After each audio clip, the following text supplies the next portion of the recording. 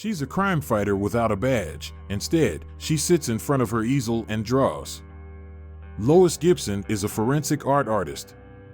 She specializes in the art of extracting images from someone's memory, creating images of people she has never seen before.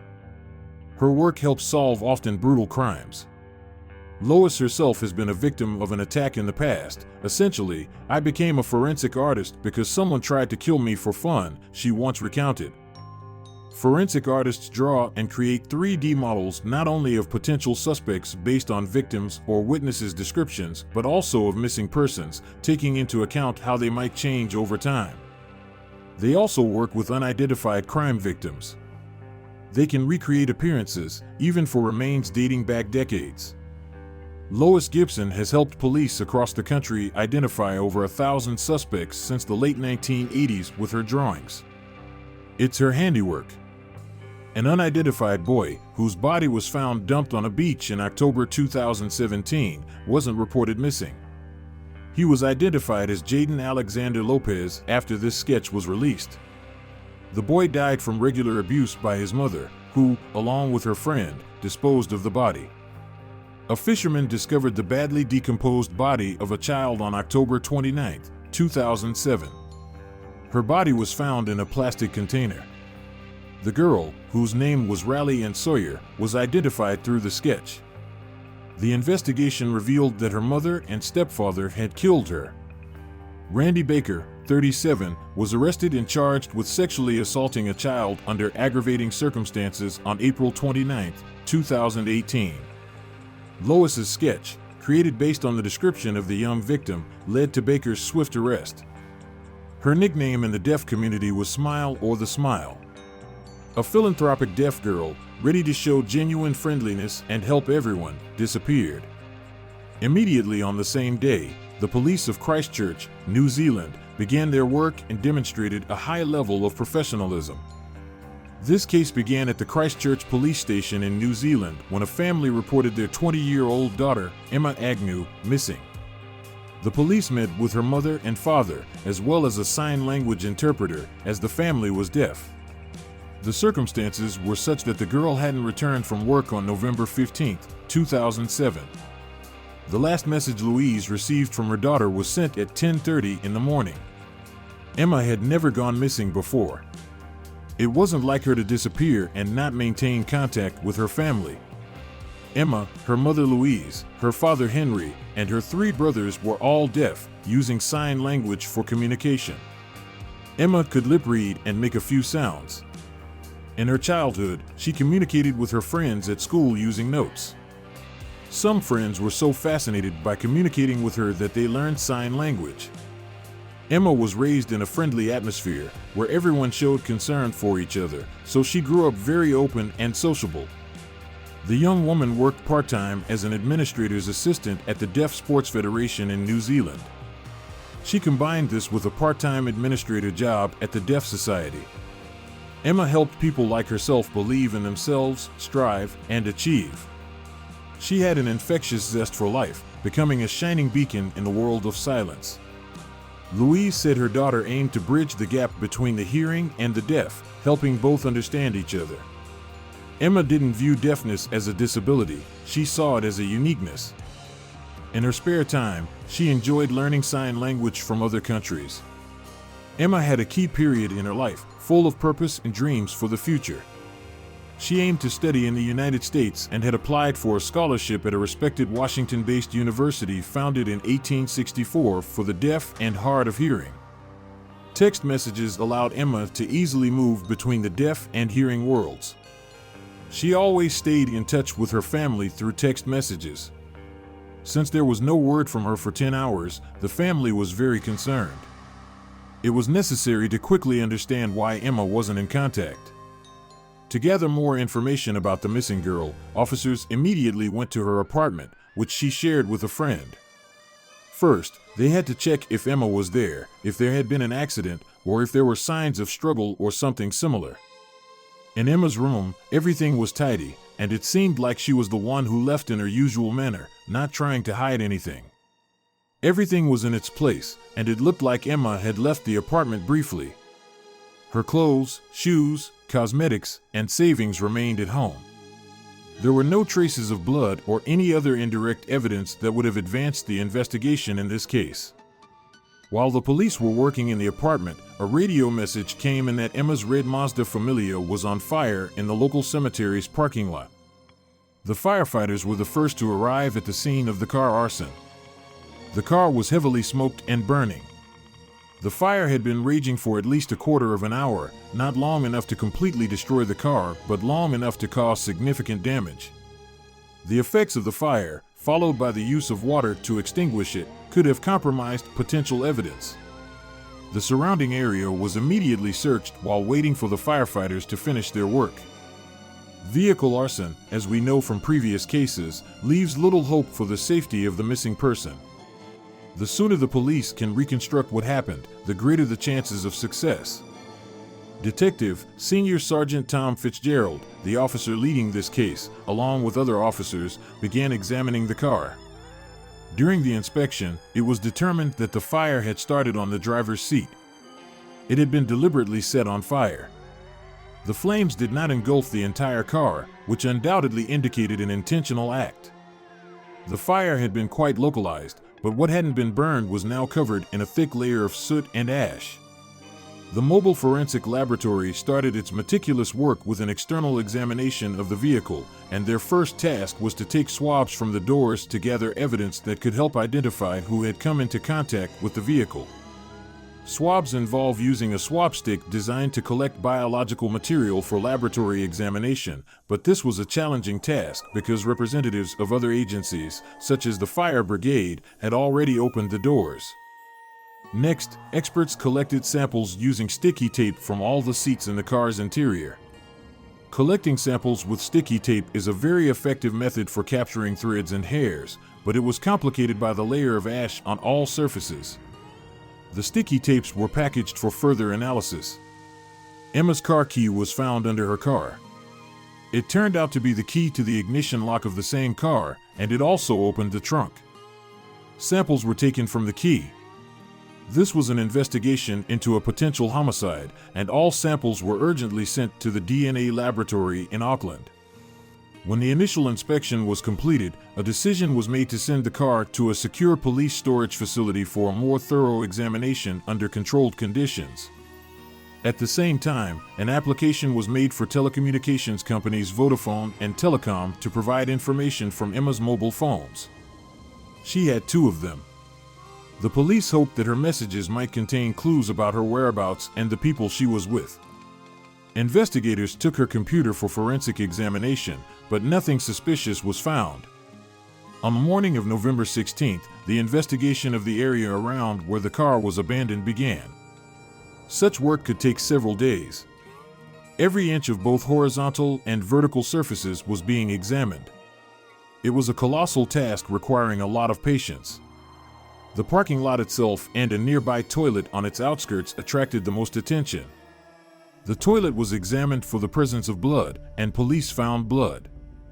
Discovering a small amount of washed-away blood in the toilet wasn't unusual, and further analysis would determine whether it had any relevance to Emma's case. Behind the parking lot was an overgrown grassy area, a children's playground, a small cemetery, and a narrow wooded area. Police combed through everything, practically tearing out vegetation to see if anything had fallen in this area. Every blade of grass, every stone, every branch was examined. Every discarded item, every shard, was photographed and collected for further study. In such investigations, you never know what might be relevant. When night fell, forensic experts began examining the area for blood traces using luminol. They discovered traces that appeared to be consistent with drag marks, but luminol detects substances other than blood, and without conducting chemical tests, it couldn't be confirmed as blood. Unfortunately, due to the quantity of substances, there was no chance of obtaining DNA results from them. So, the initial examination of the burnt car, the parking lot, and the surrounding area yielded no information about the whereabouts of the missing 20-year-old Emma Agnew.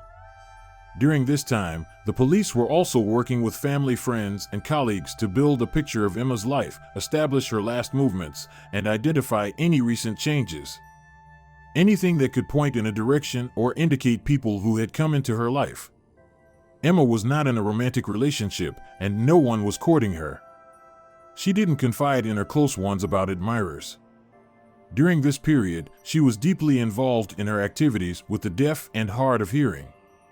As we recall, she shared the apartment with another girl who confirmed this information. So, there was no lead here. Thanks to interviews and an examination of Emma's phone records, the police had a clear picture of her movements, but only up until 10 a.m. In the early morning on the day of her disappearance, Emma had visited a friend who drove her to work. On the way, Emma exchanged text messages with her mother. They were discussing Emma's car, which she was selling. There was an advertisement on the rear window of Emma's car with phone numbers and her name. Emma was at work by 9:53 in the morning. She sent an email from her office at that time. Then she left, driving her car, and no one saw her after that. The last text message she sent was to her mother. It was related to a man who was interested in buying her car. She wrote that the potential buyer wanted to test it. According to witness statements, it was known that in the last few days, Emma had been talking to several young people near her workplace about her car. Emma's car was now in a special laboratory for a more detailed examination. There were several items in the vehicle, including cushions and seat covers in the trunk, and tools that were carefully examined for DNA. When there are no clues about how events unfolded, every discovery that comes up will be investigated. Over 30 samples were collected for further processing, including scraps, old receipts, and so on. The entire car was tested for acid phosphatase. This test detects the presence of semen. A luminol test was also conducted. No blood or semen traces were found in the car.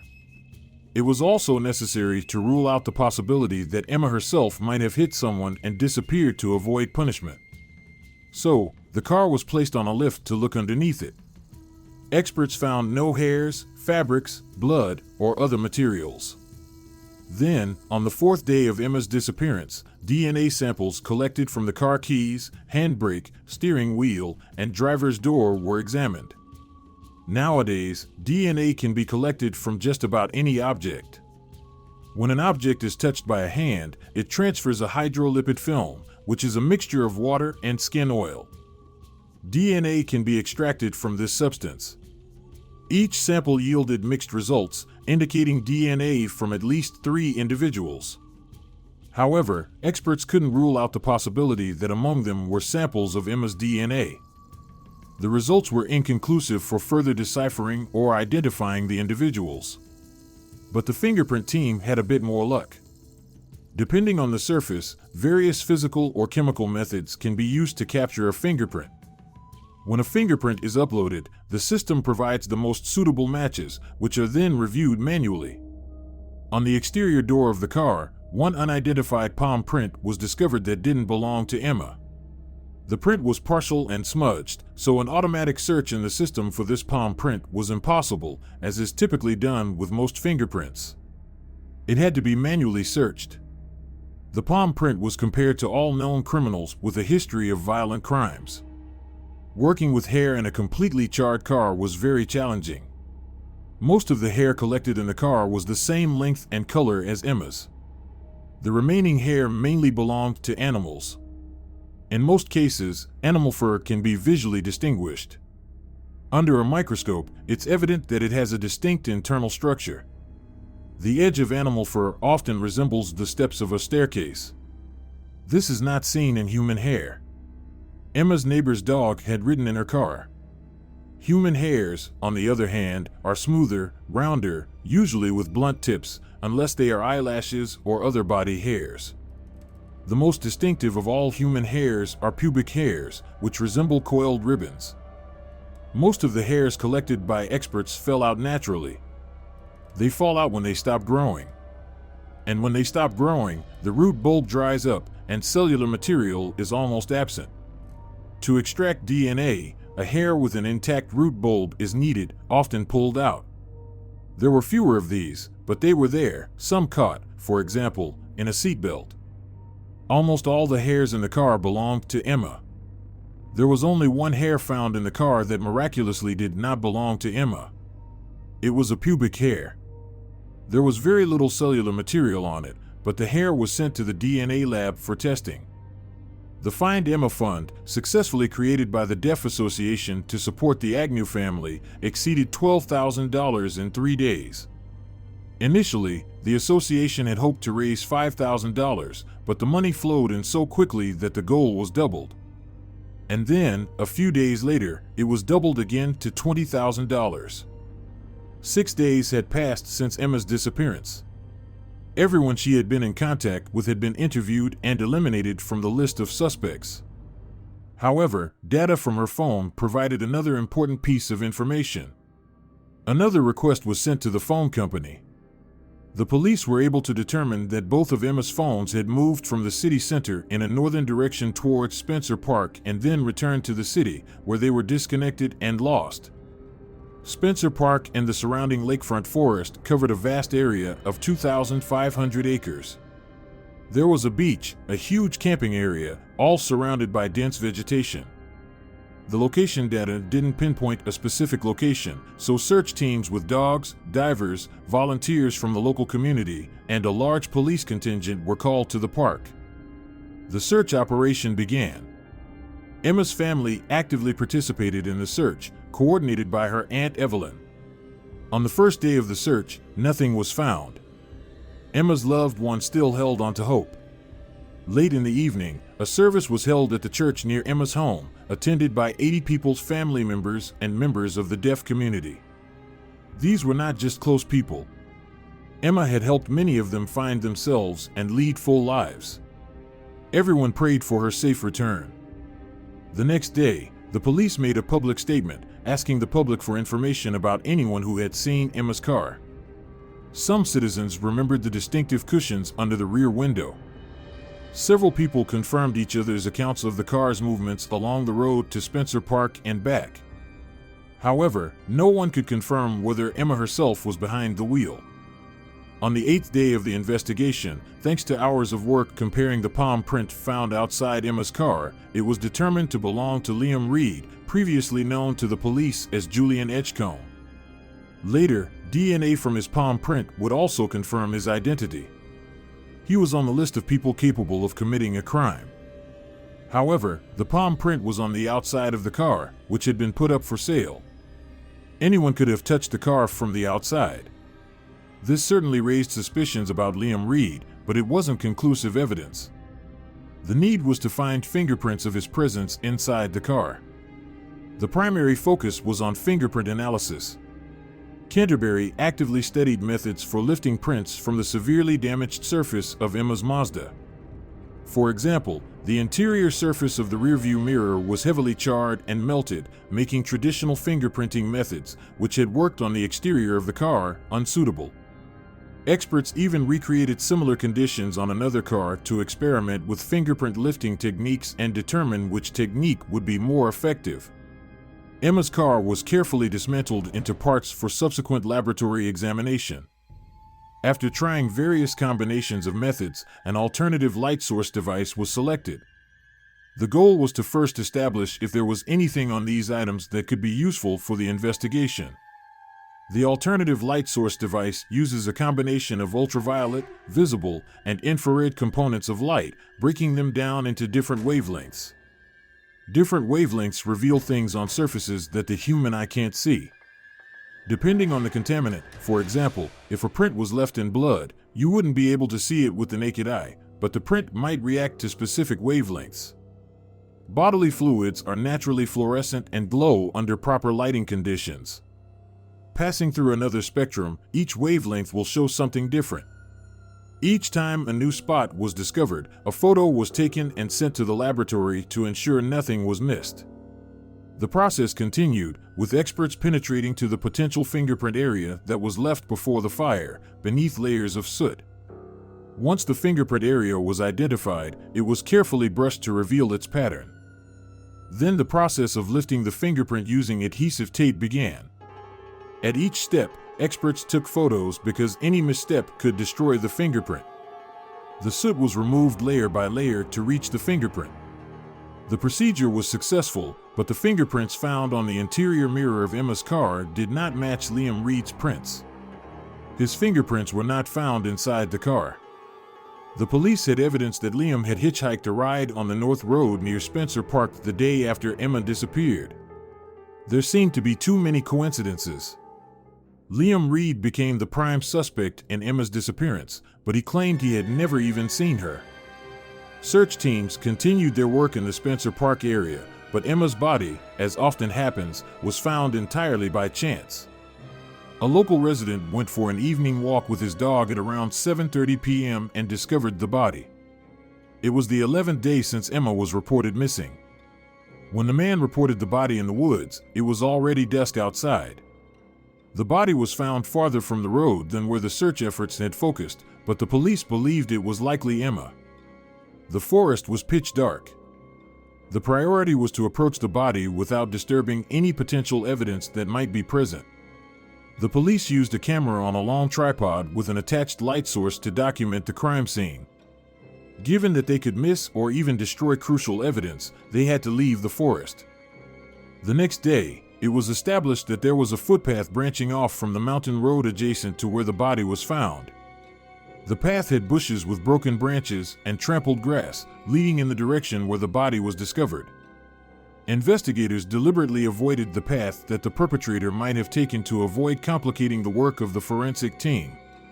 Emma's body was carefully sorted and collected from everything on top of it and then packaged into bags based on where each item was found: shoulders, legs, arms, and so on. Everything was labeled. Absolutely everything mattered and could be related to the killer.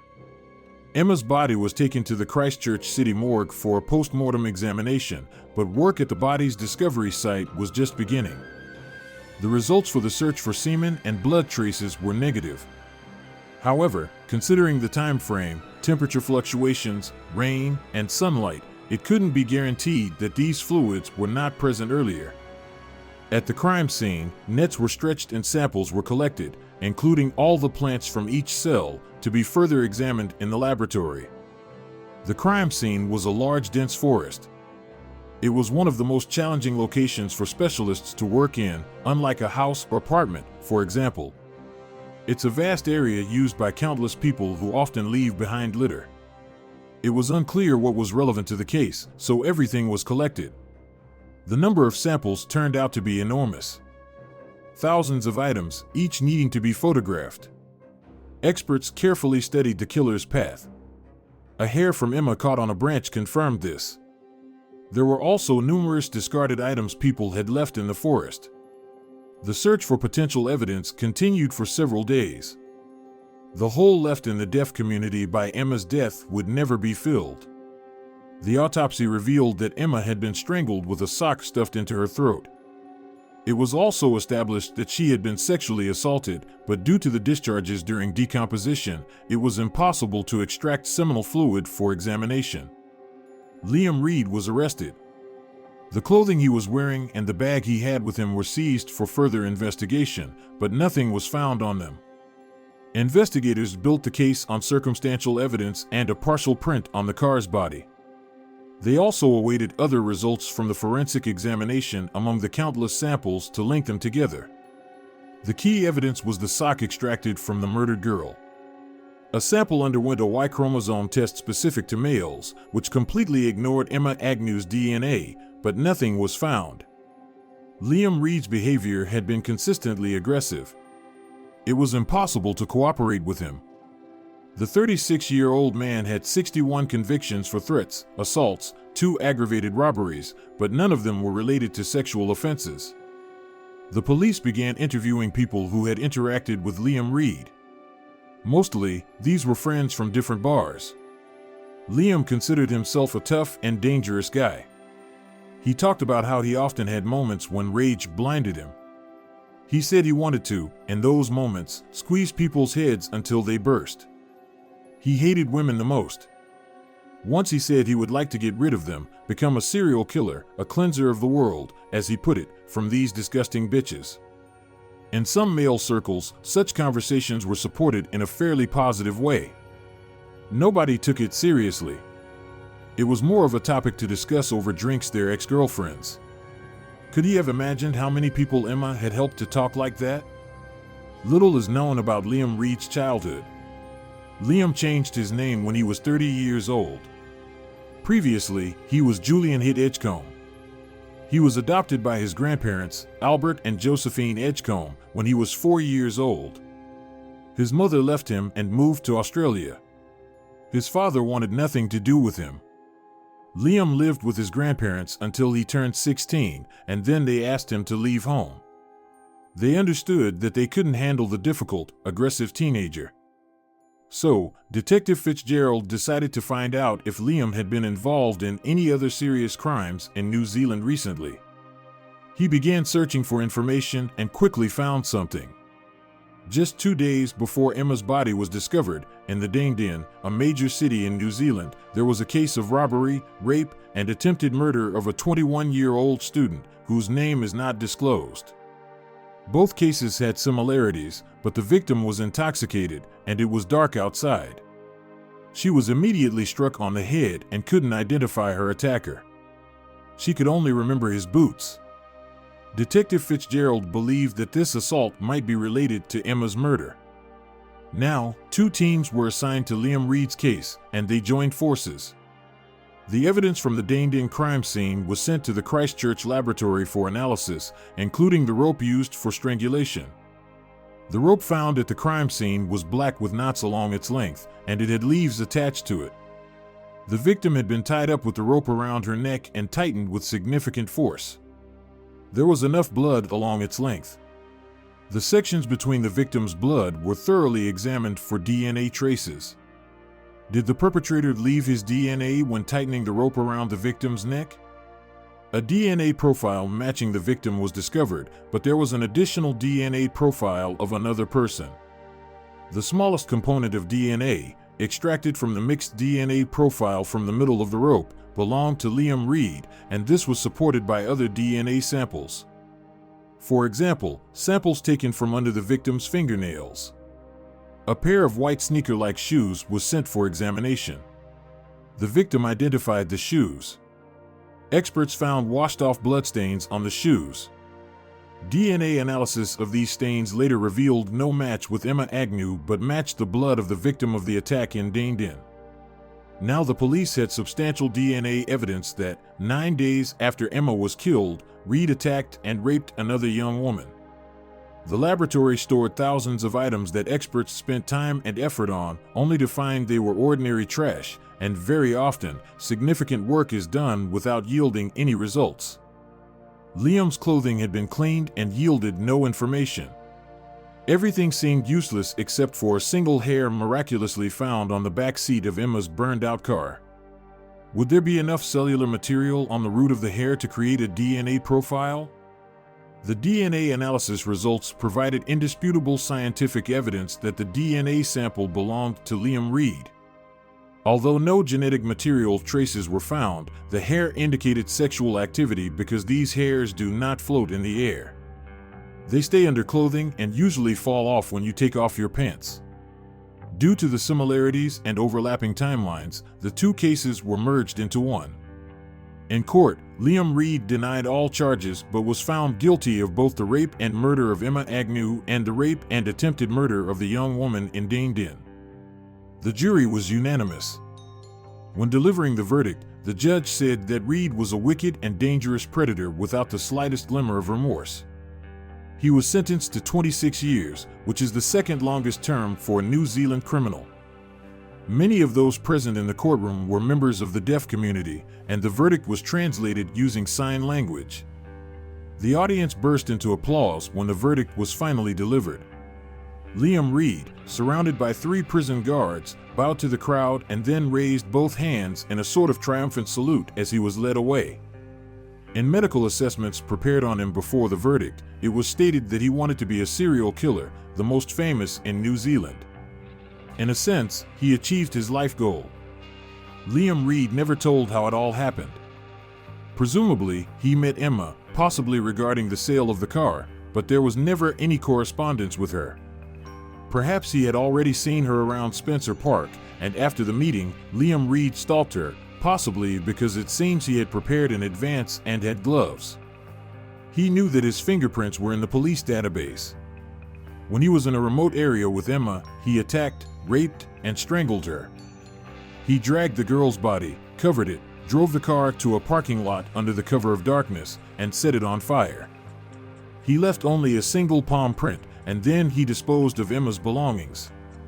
Thanks to hundreds of hours of painstaking work by dedicated forensic scientists and officers, these two cases were solved. In June 2017, in an Auckland prison, a wedding ceremony took place between inmate Liam Reed and his former lawyer, Davina Murray. Liam and Davina had discussed marriage for many years. Davina Murray had been convicted and disbarred as a lawyer after she smuggled an iPhone, cigarettes, and a lighter into the prison for her lover in 2011. She was sentenced to community service and lost her legal career. Davina Murray had a promising career as a criminal defense attorney ahead of her, and she wanted to make her mark on the national political stage. Then she met one of New Zealand's most heinous murderers and rapists. She claimed that she realized her feelings for Liam Reed were wrong, but she couldn't resist. "I hate that I'm in love with him. If the court says no, I don't care, but I'm scared to lose him," Davina Murray wrote in a text message to a friend. "He makes me laugh, he makes me feel beautiful, he makes me sing," she wrote. Minister of Corrections Louise Upston said the day before the wedding, "I find this marriage repugnant, and I think most New Zealanders would as well." For Emma's family, it will be another tragic day because they know they won't see their daughter get married. However, the marriage was allowed.